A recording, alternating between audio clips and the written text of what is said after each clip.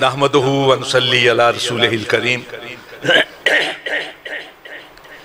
اللہم صلی وسلم علی سید البشر والشفیع والمشفع فی المحشر الذی ختمت بہ النبیین وعالیت درجتہ فی علیین ووصفتہ فی کتابک المبین فقلت وانت اصدق الصادقین واحسن القائلین وما ارسلناک الا رحمتا للعالمین اما بعد وہ آئے کہ جنہیں کہیے رہبر کامل رہنمائے اکرم، وہ آئے کہ جنہیں لکھیے زندگی کا محسن اعظم، مبارک ہو زمانے کو کہ ختم المرسلین آئے، صحاب رحم بن کر رحمت للعالمین آئے۔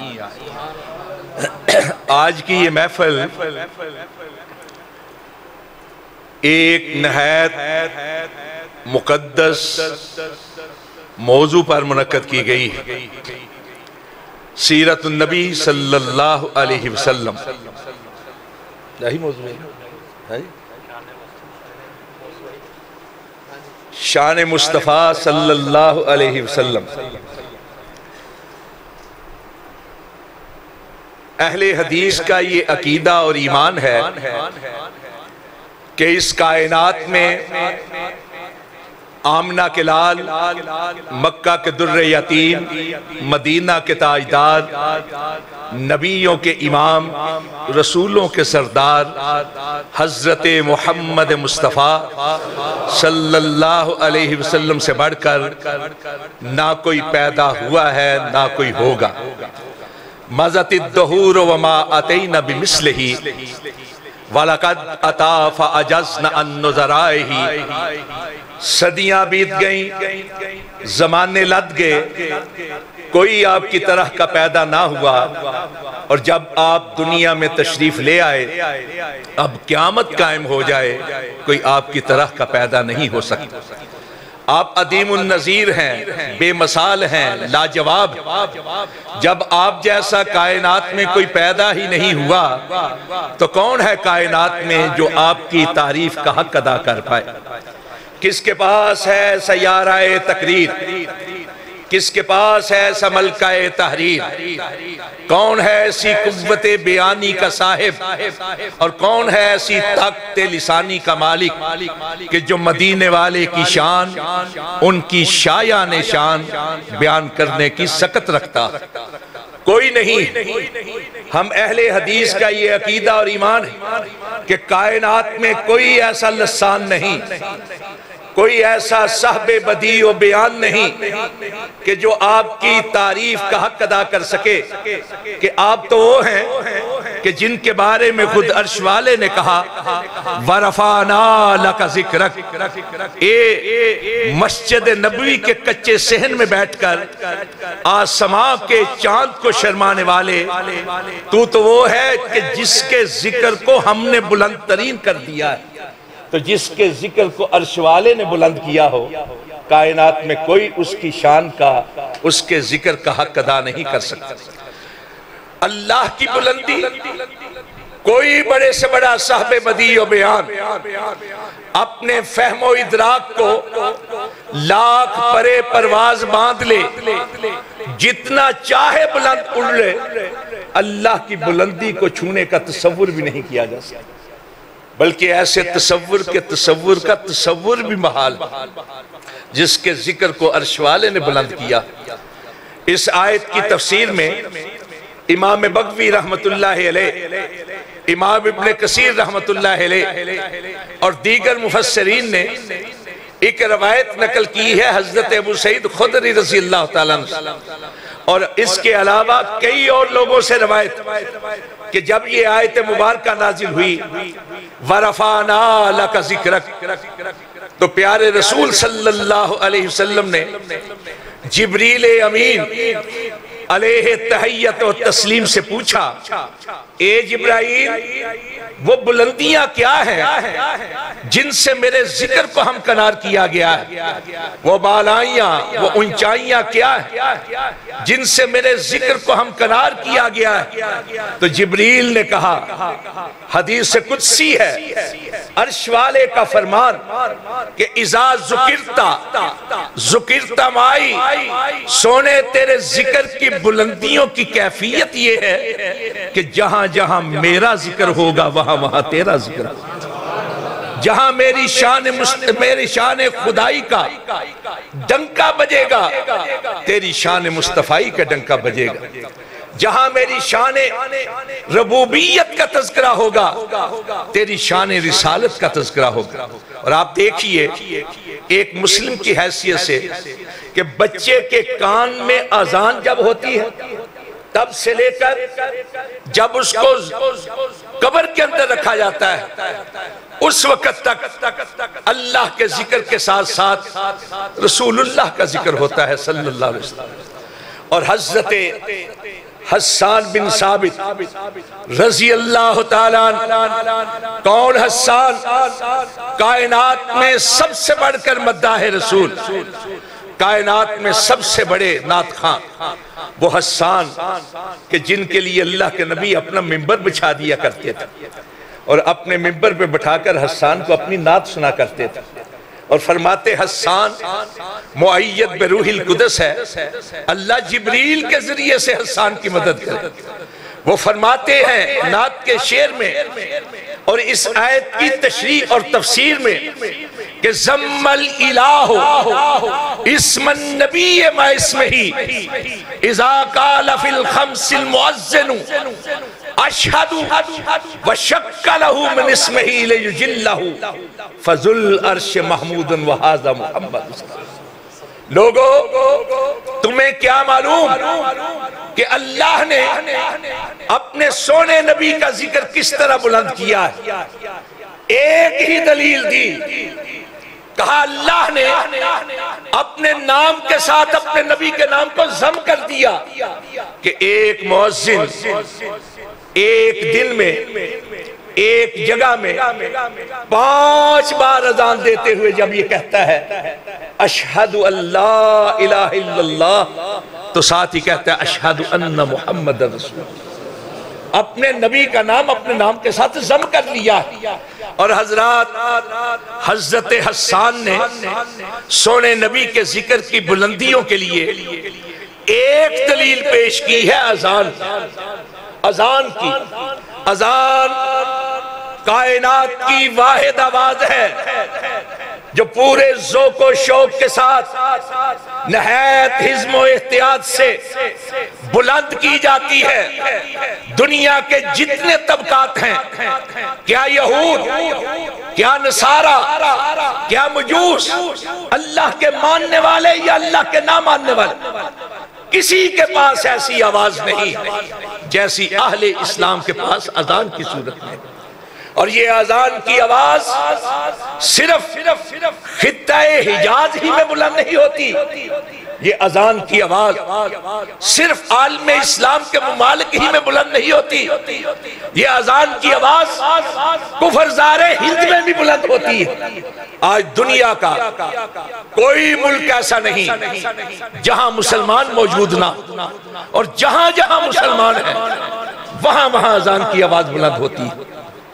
آج سے 30-35 سال پہلے میں نے ایک مشاہدہ اور مطالعہ جو ہے وہ پیش کیا تھا کہ کائنات کے اندر دنیا کے اندر اس ارضی زمین کے اوپر سب سے پہلے فجر کا وقت انڈونیشیا کے مشرقی جزائر میں ہوتا ہے، اور انڈونیشیا کے مشرقی جزائر سے لے کر انڈونیشیا کے مغربی جزائر تک صرف انڈونیشیا کے اندر 1 گھنٹہ 25 منٹ تک اذان کی آواز گونجتی ہے۔ ابھی انڈونیشیا میں فجر کی اذان کا وقت ختم نہیں ہوتا کہ سماٹرا کے ساتھ ساتھ ملایا اور ملیشیا کے اندر فجر کی اذانیں شروع ہو جاتی ہیں۔ پھر اس کے بعد برما کے اندر، برما کے ساتھ بنگلہ دیش کے اندر، اور ڈھاکہ اور کلکتہ کا ایک ہی وقت ہے۔ پھر کلکتہ سے لے کر سری نگر تک صرف اس علاقے کے اندر 1 گھنٹہ 40 منٹ تک فجر کی اذانیں گونجتی ہیں۔ ابھی وہاں وقت ختم نہیں ہوتا کہ پاکستان میں شروع ہو جاتا ہے، اور پاکستان میں شکرگڑھ سے لے کر گوادر تک پہلے وقت کے مطابق 40 منٹ تک اذانیں گونجتی ہیں۔ پہلا وقت ختم نہیں ہوتا، دوسرا شروع ہو جاتا ہے، اور پاکستان کے ساتھ ساتھ افغانستان میں، افغانستان کے ساتھ ساتھ ایران میں، ترکی میں، پھر انٹاکیہ سے لے کر یونان تک ابھی فجر کی اذانیں گونج رہی ہوتی ہیں کہ خطہ عرب کے ممالک میں فجر کا وقت شروع ہو جاتا ہے۔ عرب امارات، پھر حجاز مقدس، پھر شام، پھر اردن، پھر مصر کے راستے، افریقی ممالک کے اندر، افریقی ممالک کے بعد بحر اوقیانوس کے ساحلی ممالک کے اندر، اور حضرات یہ امر واقع ہے، حقیقت ہے کہ ابھی افریقی ممالک کے اندر فجر کی اذانیں گونج رہی ہوتی ہیں کہ انڈونیشیا کے مشرقی جزائر کے اندر ظہر کا وقت شروع ہو جاتا ہے۔ ظہر کا وقت ختم نہیں ہوتا کہ عصر کا شروع ہو جاتا ہے، عصر کا ختم نہیں ہوتا کہ مغرب کا ہو جاتا ہے، مغرب کا ختم نہیں ہوتا کہ عشاء کا ہو جاتا ہے، اور عشاء کی اذان 9 گھنٹے 40 منٹ کا فاصلہ طے کر کے ابھی افریقی ممالک کے دروازوں کو کھٹکھٹا رہی ہوتی ہے کہ انڈونیشیا کے مشرقی جزائر میں پھر فجر کا وقت شروع ہو جاتا ہے۔ پورے 24 گھنٹے کوئی ایک گھڑی ایسی نہیں کہ جب دنیا کے کسی نہ کسی علاقے کے اندر اللہ کی کبریائی کے ساتھ ساتھ رسول اللہ کی مصطفیٰ کا ڈنکا نہ بجے۔ اس طرف اشارہ کیا تھا حضرت حسان بن ثابت رضی اللہ تعالیٰ، کہا زم الالہ اسم النبی ما اسمہی اذا قال فی الخمس المؤذن اشہد۔ لوگو اللہ نے اپنے نام کے ساتھ اپنے نبی کے نام کو ضم کر لیا کہ ایک مؤذن ایک دن میں 5 وقت کی اذان دیتے ہوئے جب کہتا ہے اشہد اللہ الہ الا اللہ تو ساتھ ہی کہتا ہے اشہد ان محمد رسول اللہ۔ یہاں کہا ضم کیا ہے، اور دوسرے شعر میں کیا کہا؟ اس کو کہتے ہیں سنت طباق۔ کہا وَشَكَّ لَهُ مِنِ اسْمِهِ لِيُجِلَّهُ فَذُلْ عَرْشِ مَحْمُودٌ وَهَذَا مُحَمَّدُ۔ کہا اپنے نام میں سے اپنے نبی کے نام کو نکالا کہ عرش والا محمود ہے اور سونا نبی محمد ہے صلی اللہ علیہ وسلم۔ بارے خدایا یہ کس کا نام میری زباں پہ آیا کہ میرے نطق نے بوسے میری زباں کے لیے۔ قربان جائیے نام نامی اسم گرامی محمد کے صلی اللہ علیہ وسلم ہونٹ ہونٹوں میں پیوست ہو کر رہ جاتے ہیں، ایک شیرینی سی لہجے میں گھل جاتی ہے۔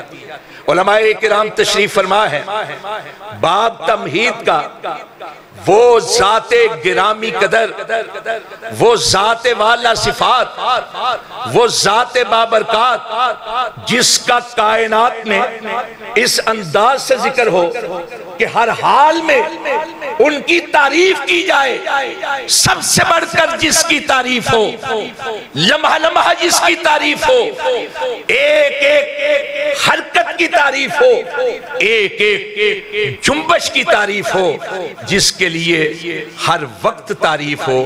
کائنات میں اگر کوئی ہستی ہے تو اسی کا نام محمد ہو سکتا ہے اور کسی کا صلی اللہ علیہ وسلم۔ حضرات اور سونے کے کیا کہنا، آپ نے معراج کا واقعہ تو سنا ہے، اس میں ترمذی شریف کی روایت کہ جب جبریل امین علیہ تحیت و تسلیم سواری کے لیے براق لے کر آئے تو الفاظ ہیں حدیث کے، براق تھر تھرایا، اس نے ذرا شوخی دکھانے کی کوشش کی، اس نے شوخی دکھانے کی کوشش کی، اور میں یہ عرض کیا کرتا ہوں براق کی کہاں جرت کہ وہ شوخی دکھائے، در حقیقت اس شوخی کے بعد جو جبرائیل علیہ تحیت و تسلیم نے کہا وہ کہلوانا مقصود تھا. کہا اب محمد تفعل ھذا، تو جانتا ہے کس کو شوخی دکھا رہا ہے؟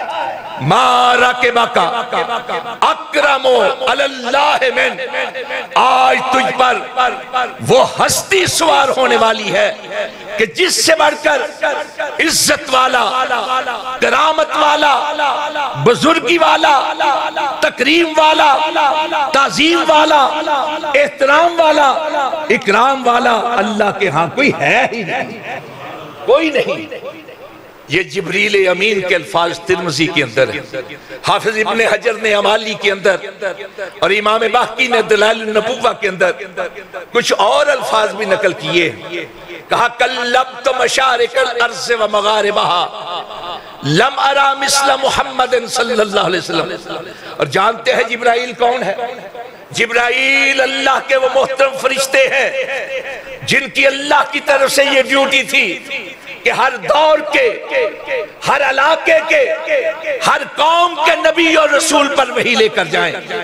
گویا جبریل امین علیہ تحیت و تسلیم چشم کائنات کی وہ زندہ تصویر کہ جنہوں نے ہر دور کے انسان کو دیکھا ہے، خوبروؤں کو دیکھا ہے، رنگ برنگ کو دیکھا ہے، انہوں نے کہا کلبت مشارق الارض و مغاربہا، کلبت مشارق الارض و مغاربہا.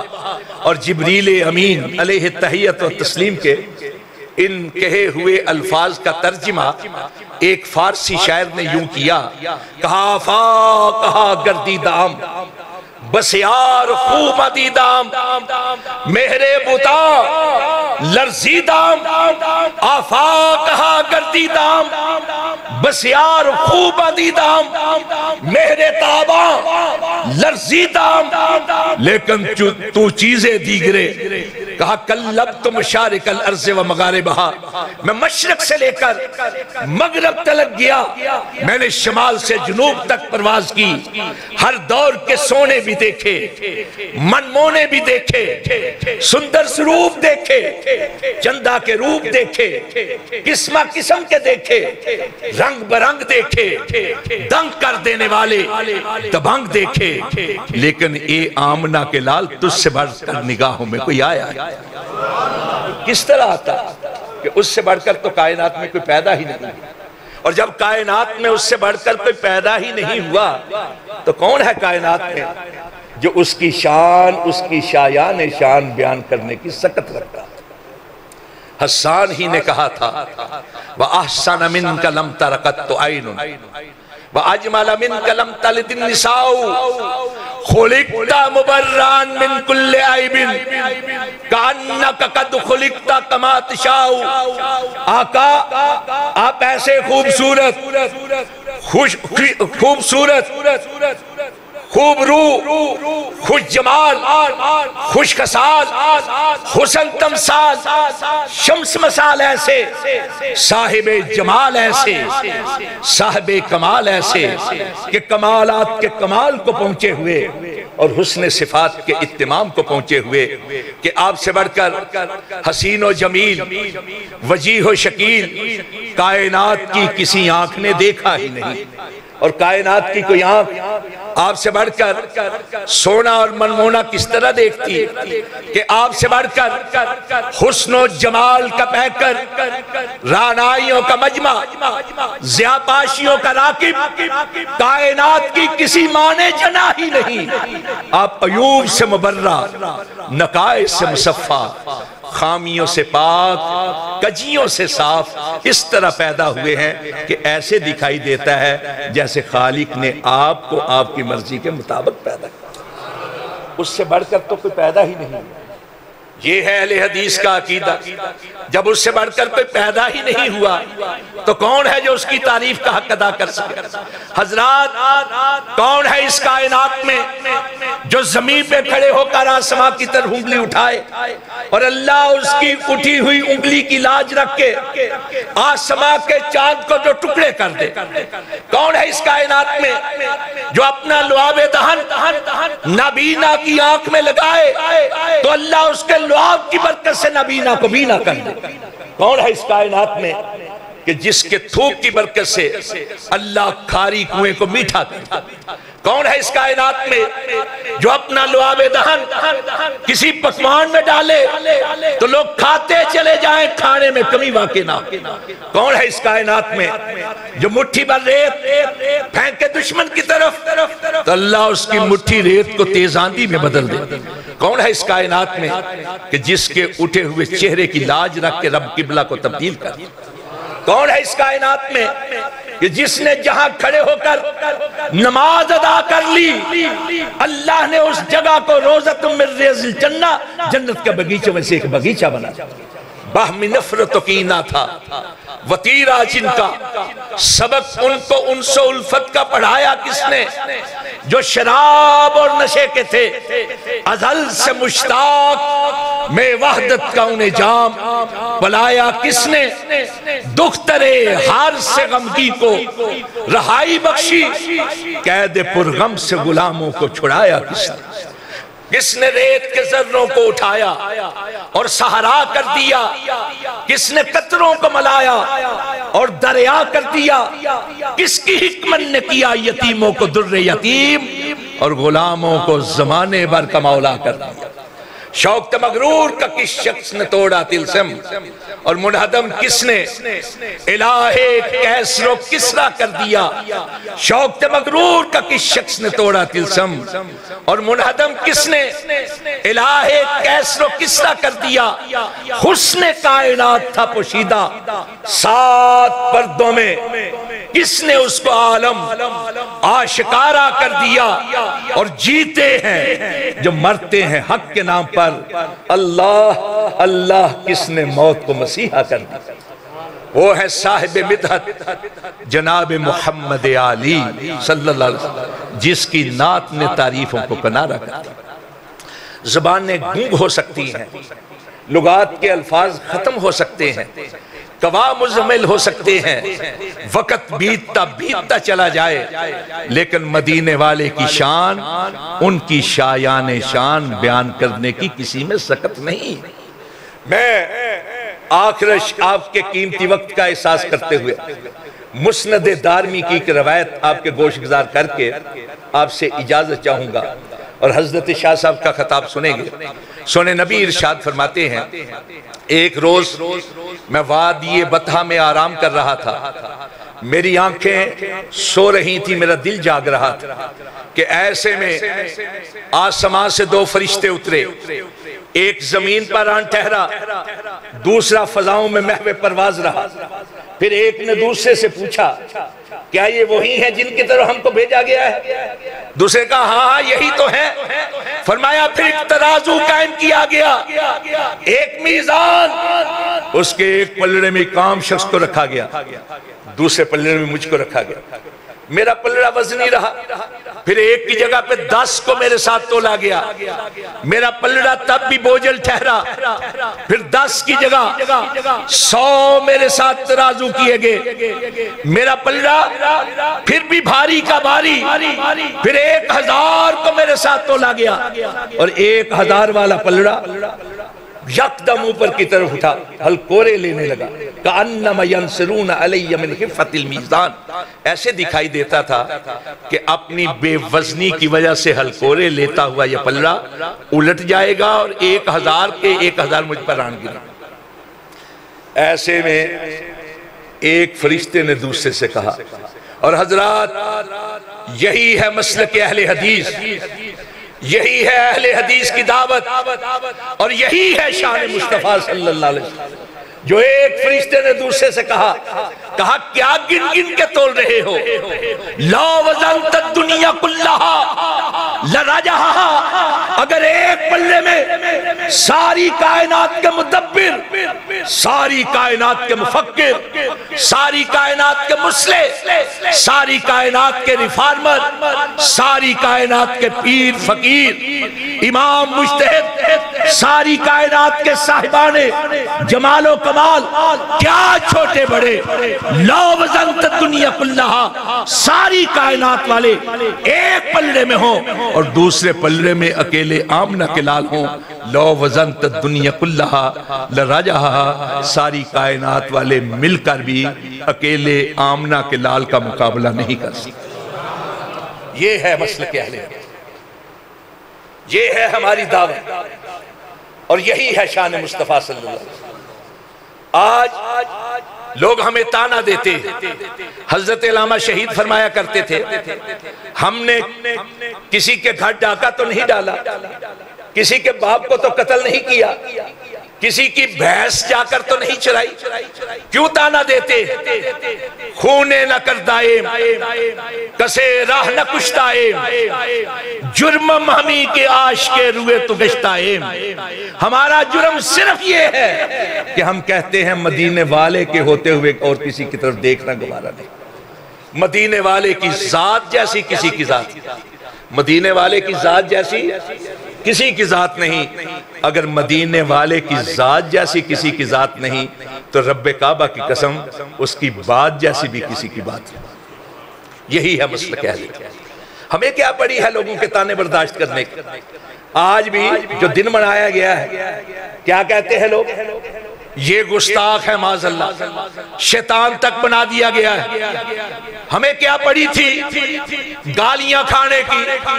وجہ صرف یہ ہے کہ ہم یہ کہتے ہیں کہ دین صرف اس چیز کا نام کا ہے جس پر مدینے والے کی مہر لگی ہوئی، اور یہ دین مکمل ہو گیا تھا سونے نبی کی زندگی مبارک، مکمل ہو گیا تھا۔ الیوم اکملت لکم دینکم وَأَتْمَمْتُ عَلَيْكُمْ نِعْمَتِي وَرَضِيتُ لَكُمُ الْإِسْلَامَ دِينًا۔ جب سونے کی زندگی میں دین مکمل ہو گیا، جو وہاں ہے امنا و صدقنا، جو وہاں نہیں ہماری جرت نہیں ہو سکتی کہ ہم سونے مدینے والے کے دین میں اس کو شامل کریں۔ میں آخرش اگر شاہ جی کی اجازت ہو، صرف 2-4 منٹ، صرف دو چیزیں آپ کے گوش گزار کرنا چاہتا ہوں۔ پیارے رسول صلی اللہ علیہ وسلم کی 2 حیثیتیں ہیں، ایک ہے محمد بن عبداللہ کی اور دوسری حیثیت ہے محمد الرسول اللہ۔ مکہ والے محمد بن عبداللہ کو مانتے تھے، محمد الرسول اللہ کو نہیں مانتے۔ محمد بن عبداللہ کو مانتے تھے۔ ابو لہب نے آپ کی ولادت کی خوشی منائی، مکہ والوں نے کہا صادق ہے، امین ہے، اپنی امانتیں رکھواتے تھے سونے کے پاس، اپنے جھگڑے جو ہیں ان کے فیصلے کرواتے تھے، اور کہا کرتے تھے لا یوزن بہی رجل عقلا ولا شرفا ولا عدل، کہ کوئی اور جوان ایسا سونا نہیں، ایسا معزز نہیں، ایسا محترم نہیں، ایسی سچی بات کرنے والا کوئی۔ مانتے تھے، لاڈ کرتے تھے، پیار کرتے تھے۔ لیکن جب محمد بن عبداللہ نے کہا میں محمد الرسول اللہ بن گیا، تو انہی مکہ والوں نے انکار کرنا شروع کر دیا۔ مثال کے طور پر سب سے پہلے آپ کی ولادت کی خوشی کس نے منائی تھی؟ ابو لہب، سگا چچا تھا۔ لونڈی نے آ کر بتایا، اس کو انعام و اکرام سے نواز دیا۔ ابو لہب، اور 40 سال کے بعد جب سید الرسول نے کہا کوہ صفا پہ کھڑے ہو کر کہ میں رسول بنا دیا گیا ہوں، قولوا لا الہ الا اللہ، عبادت کے لائق صرف اللہ ہے، اس کے علاوہ کسی اور کی عبادت نہیں کرنی، تو سب سے پہلے آپ کی بات کی مخالفت کرنے والا، آپ کی نبوت کی مخالفت کرنے والا، آپ کی رسالت کی مخالفت کرنے والا کوئی اور نہیں تھا، وہی ابو لہب تھا جس نے ولادت کی خوشی منائی، اور اس نے جو الفاظ کہے تھے اللہ رب العزت نے اس کی پھٹکار کے طور پر سورت نازل کی۔ آج تک اور قیامت تک ہر قرآن پاک پڑھنے والا کہتا ہے تبت یدا ابی لہب، اے ابو لہب، تبت یدا ابی لہب و تب، ابو لہب تو برباد ہو جائے، ستیاناش ہو تیرا، ہلاکت ہے تیرے لیے۔ حضرات سوچنے کی بات یہ ہے ولادت کی خوشی اصل چیز نہیں، اصل چیز رسول اللہ کی رسالت ہے، رسول اللہ کی نبوت ہے، رسول اللہ کی تعلیمات ہیں، رسول اللہ کے احکامات ہیں، رسول اللہ کے فرامین۔ اللہ رب العزت نے قرآن پاک میں آپ کی ولادت کو احسان نہیں بیان کیا، آپ کی بعثت کو احسان بیان کیا۔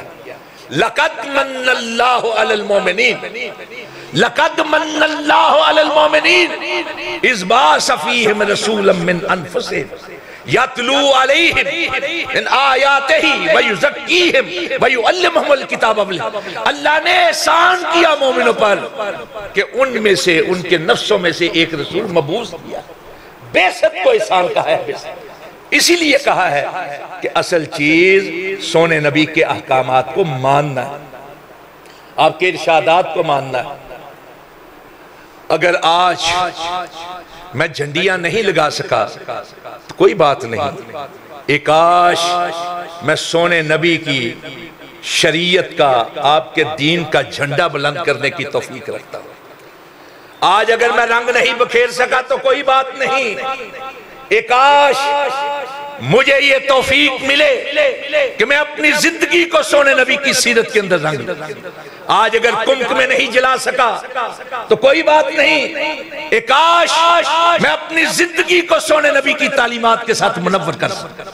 یہ ہے تم مناتے ہو دن، جس کا دن مناتے ہو اس کو مناؤ تو بات بنے نا، جس کا دن مناتے ہو اس کو مناؤ تو بات بنے، اس کے رب کو مناؤ تو بات بنے۔